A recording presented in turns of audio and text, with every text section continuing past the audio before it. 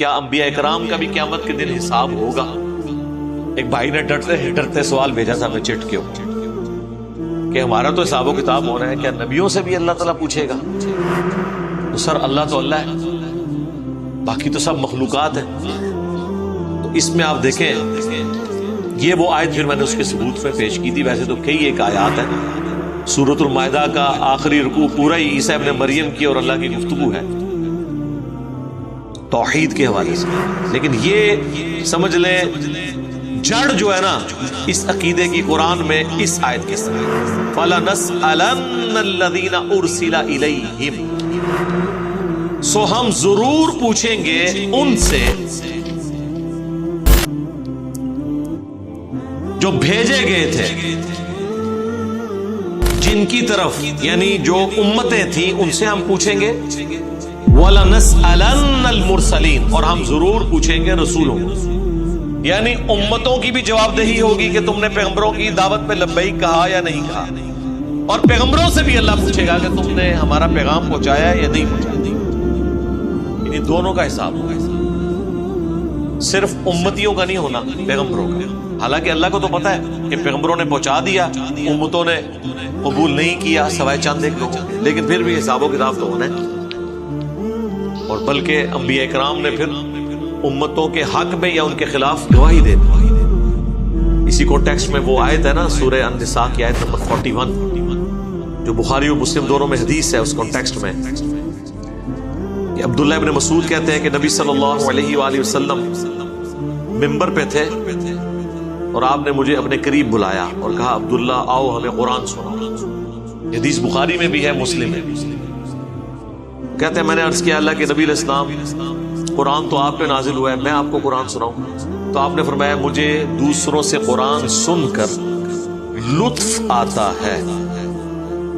تو عبداللہ ابن مسعود رضی اللہ تعالیٰ عنہ کہتے ہیں کہ میں نے سورۃ النساء کی تلاوت شروع کی۔ اب حضور علیہ السلام کا شوق دیکھیں، سورۃ النساء سٹارٹ ہوئی ہے اور آیت نمبر 41 تک پہنچ گئی ہے۔ جب یہ آیت آئی نا فَكَيْفَ إِذَا جِئْنَا مِن كُلِّ أُمَّةٍ بِشَهِيدٍ، وہ کیسی کیفیت ہوگی، وہ کیا حال ہوگا جب ہم ہر امت میں سے ایک گواہ کو اٹھائیں گے، یعنی وقت کے پیغمبر کو۔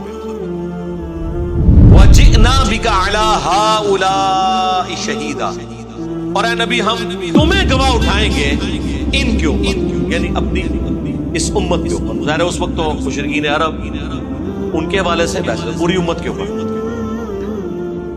تو وہ کہتے ہیں جب میں اس آیت پہ پہنچا نا تو نبی علیہ السلام نے کہا عبداللہ بس کرو بس کرو۔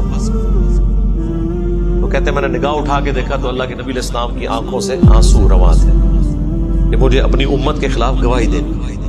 وقال الرسول یا رب ان قوم اتخذوا هذا القرآن مہجورا، رسول اللہ شکایت کریں گے کہ اے اللہ میری قوم نے قرآن کو پیٹ کے پیچھے ڈال۔ اندازہ کریں نبی علیہ السلام کو یہ ٹینشن ہے کہ مجھے ان کے خلاف گواہی دینی ہے، جن کے خلاف گواہی ہے انہوں نے ٹینشن ہی کوئی نہیں، وہ پتہ کیا کہہ رہے ہیں جو کچھ بھی ہے تیرے محبوب کی امت سے ہے۔ جن کے اوپر ہمارا تکیہ ہے نا وہ تو پریشان ہے کہ میں نے ان کی شکایت لگانی ہے، اور امت یہ بے فکر ہے کہ جو کچھ بھی ہے اس کی امت سے ہے۔ جن کی امت سے ہے وہ پریشان ہے کہ مجھے تو شکایت لگانی ہے۔ اگر حضور کو اب یہ جنتوں میں اللہ تعالیٰ بتا دے کہ آپ کی امت تو یہ کہہ رہی ہے آپ کے بارے میں کہ جو کچھ بھی ہے تیرے محبوب کی امت سے ہے، تو نبی علیہ السلام کے غم میں اضافہ ہی ہوگا کہ میں تو زندگی بھر اس غم میں رویا ہوں کہ مجھے امت کے خلاف گواہی دینی ہے، تو میری امت نے بجائے میری دعوت قبول کرنے کے میرے پہ ہی تکیہ کر دیا۔ جو بخاری مسلم دونوں میں حدیث ہے نا، نبی علیہ السلام نے زکوٰۃ کے کانٹیکسٹ میں فرمایا کہ دیکھنا ایسا نہ ہو کہ قیامت والے دن کسی کی گردن پہ اس کا اونٹ سوار ہو جس کی اس نے زکوٰۃ دنیا میں نہیں دی تھی۔ آپ نے فرمایا کہ کوئی شخص قیامت کے دن اس طرح نہ آئے کہ وہ اپنی گردن پر ایک ایسی بکری اٹھائے ہوئے ہو جو چلا رہی ہو اور وہ مجھ سے کہے کہ اے محمد صلی اللہ علیہ وسلم مجھے عذاب سے بچائیے، میں اسے یہ جواب دوں کہ تیرے لیے میں کچھ نہیں کر سکتا، میرا کام پہنچانا تھا سو میں نے پہنچا دیا، اسی طرح کوئی شخص اپنی گردن پر اونٹ لیے ہوئے قیامت کے دن نہ آئے کہ اونٹ چلا رہا ہو اور وہ خود مجھ سے فریاد کرے، آئے محمد صلی اللہ علیہ وسلم مجھے بچائیے، اور میں یہ جواب دے دوں کہ تیرے لیے میں کچھ نہیں کر سکتا، میں نے تجھ کو خدا کا حکم زکوٰۃ پہنچا دیا تھا۔ صحیح بخاری حدیث نمبر 1402۔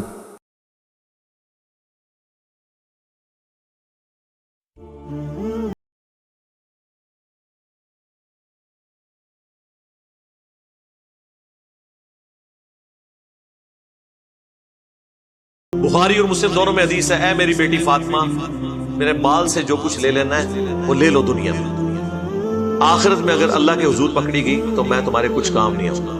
بلکہ پوری حدیث تو اس طرح نبی علیہ السلام نے پہلے اپنے چچا کو کہا، پھر اپنی پھوپھی کو کہا، ایک ایک رشتہ دار کو۔